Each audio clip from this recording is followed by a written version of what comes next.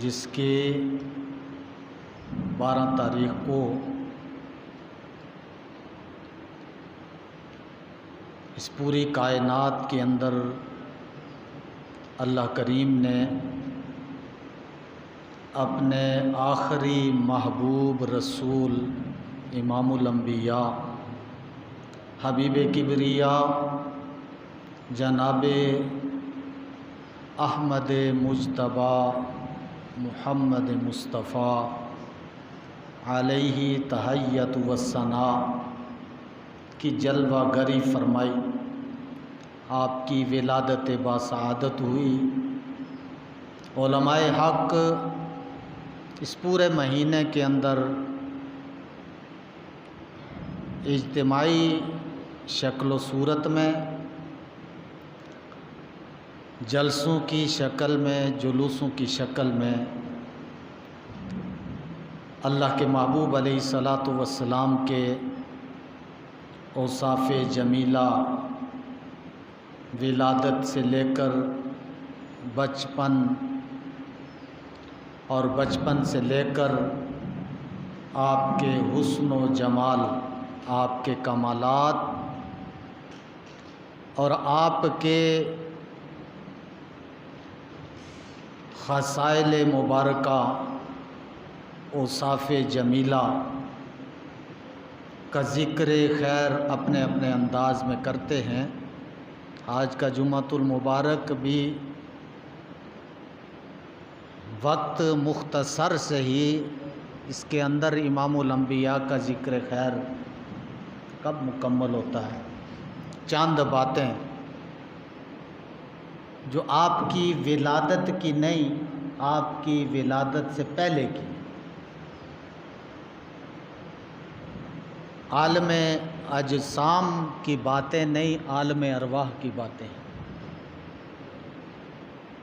جس طرح آج ہم اپنے آقا و مولا امام الانبیاء کا ذکر خیر کرتے ہیں، آپ کا دنیا میں آنے سے پہلے بھی یہ ذکر خیر ہوتا رہا۔ آج ہم آپس میں بیٹھ کر لوگوں کے ساتھ گفتگو کر کے جلسوں اور جلوسوں میں اللہ کے محبوب کا ذکر خیر کر کے آپ کے تذکرے کرتے ہیں، لیکن آپ کی ولادت سے پہلے آپ کا ذکر خیر اتنی پاکیزہ محفلوں میں ہوا کہ جہاں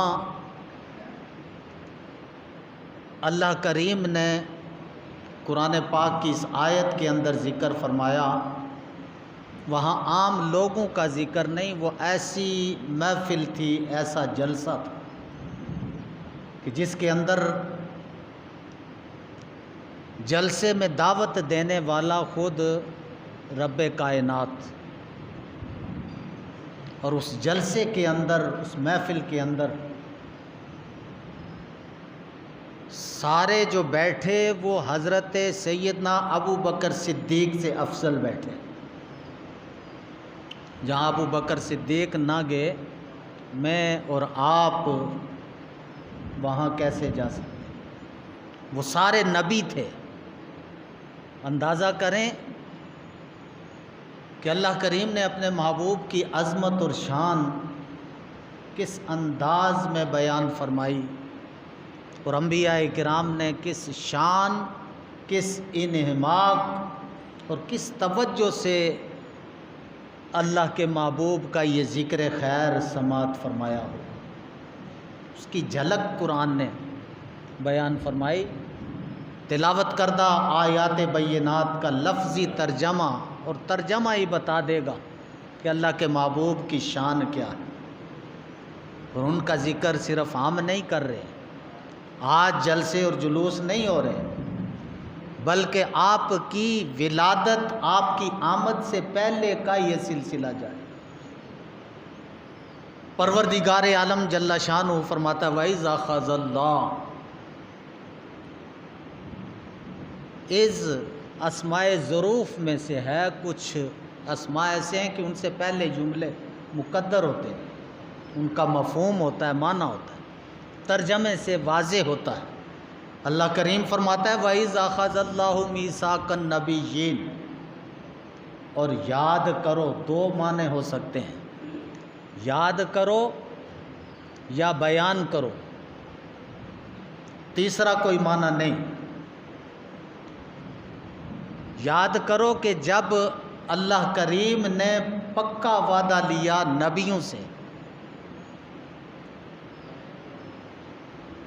لما آتیتکم من کتاب و حکمہ، کہ اے انبیاء کرام، اے سارے نبیوں، جب میں تمہیں حکمت، کتاب کے خزانے عطا کروں، ثم جاءکم رسول مصدق لما معہم، عین اس وقت میرا یہ عظیم الشان رسول تمہارے اندر آ جائیں، لَتُؤْمِنُنَّ بِهِ، تو تمہیں میرے محبوب پر ضرور ایمان لانا ہوگا، وَلَتَنْصُرُنَّ، اور تمہیں میرے محبوب کی مدد ضرور کرنی ہوگی۔ یہ وہ جلسہ تھا جو اللہ کریم نے بلایا، اور جلسے کا عنوان عظمت و شان مصطفیٰ تھی۔ سارے نبیوں کو امام الانبیاء کے بارے میں سمجھایا جا رہا ہے کہ سارے نبیوں، یاد کرو جب ہم نے تم سے پختہ وعدہ لیا۔ وعدہ کیا تھا؟ کہ جب میں تمہیں کتاب اور حکمت کے خزانے دے کر بھیجوں، تمہارے پاس کتاب بھی موجود ہو، حکمت کے خزانے بھی موجود ہوں، عین اس وقت میرا محبوب رسول آ جائے، تو تم نے اپنے حکمت کے خزانوں کو نہیں دیکھنا، کتابوں کو نہیں دیکھنا، اپنے ادیان کو نہیں دیکھنا، وہ سب کچھ چھوڑ چھاڑ کر کرنا کیا ہے؟ لَتُؤْمِنُنَّ بِهِ، میرے محبوب پر ایمان لانا، میرے محبوب پر ضرور ایمان لانا۔ پتہ یہ چلا کہ ہمارے آقا وہ ہیں جن پر نبی بھی ایمان لاتے ہیں، اور آج لوگوں کو پتہ نہیں چلتا۔ ہم ذکر کرتے ہیں نا، ابو بکر صدیق ایمان لائے، فاروق اعظم ایمان لائے، عثمان غنی ایمان لائے، حضرت علی کرم اللہ وجہ الکریم ایمان لائے، تو یہاں کچھ بات پسند نہیں آتی۔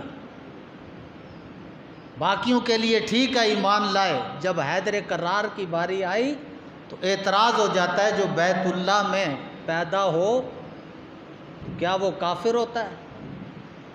جو پہلے سے ایماندار ہو پھر اسے ایمان لانے کی کیا ضرورت ہے؟ میں آیت کا سہارا لے کر کہ اس آیت کے اندر اللہ کریم عام لوگوں کو نہیں، صحابہ کو نہیں، اہل بیت کو نہیں، بلکہ نبیوں کو مخاطب کر کے فرما رہا ہے میرا محبوب آئے تو تم نے ایمان لانا۔ اگر نبی ایمان لا سکتے ہیں تو پھر میری اور آپ کی کیا حیثیت؟ کتاب و حکمت کے خزانے دے کر بھیجوں، عین اس وقت میرا محبوب آ جائے۔ پھر اللہ کریم فرماتا ہے سارے نبیوں سے، اقررتم، جمع کا صیغہ ہے، سارے نبی، اقررتم، کیا تم نے اقرار کر لیا؟ قالو اقررنا، سارے نبی بیک زبان بولے اے اللہ ہم نے اقرار کر لیا، ہم میں سے جس کے زمانے میں تیرا محبوب رسول آئے گا ہم اس پر ایمان بھی لائیں گے، اس کی مدد بھی کریں گے۔ قال فاشہدوا، اللہ کریم فرماتا ہے ایک دوسرے پر گواہ بن جاؤ۔ نبی اقرار کر لیں تو بڑی بات ہے، گواہی کی ضرورت نہیں رہتی۔ پھر اقرار بھی آپس میں ایک دوسرے سے نہیں، اللہ سے اقرار ہو رہا ہے۔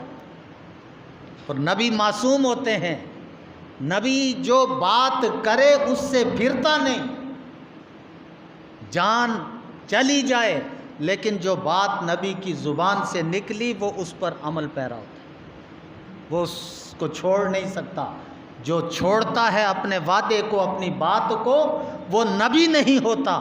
اللہ کریم نے فرمایا فَاشْهَدُوا، ایک دوسرے پر گواہ بن جاؤ. نبی ایک دوسرے پر گواہ بن جائیں بہت بڑی بات ہے، لیکن پروردگار عالم کو منظور یہ تھا کہ میرے محبوب کے عظمت و شان کا جلسہ ہے.